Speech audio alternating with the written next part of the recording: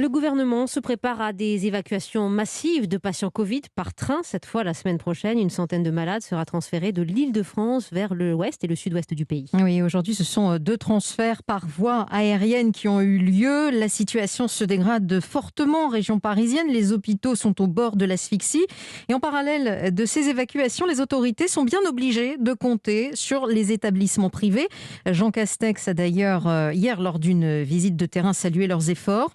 Peu sollicités lors de la première vague au printemps dernier, ils accueillent désormais des patients Covid, comme l'a constaté Johanna Chabas pour Europe 1 à la clinique Ambroise Paré à Neuilly-sur-Seine, près de Paris. Les gens qui arrivent en réanimation, nous les acceptons soit directement du SAMU, soit d'un service d'urgence, soit même d'un autre service de réanimation, ça peut nous arriver aussi. Ici, 3/4 des patients en réanimation viennent d'hôpitaux publics, selon Philippe Estagné, cardiologue réanimateur.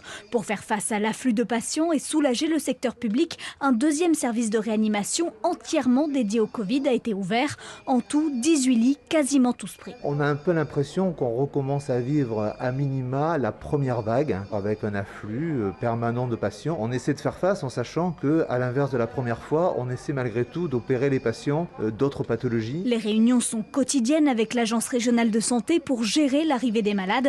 Mais pour ouvrir de nouveaux lits, la clinique a dû déprogrammer 40% de ses opérations, selon la directrice Dominique Boulanger. Pour faire 12 lits de réanimation supplémentaires, c'est des personnels qu'on a pris ou dans les blocs opératoires ou dans la salle de réveil. Donc du coup, il fallait déprogrammer un certain nombre de patients qu'on pouvait déprogrammer et ne pas avoir jamais à décider entre deux malades. Elle pense qu'il faudra encore 1 mois pour voir la situation s'améliorer et surtout une vaccination massive de la population pour enfin sortir de cette crise. Johanna Chabas.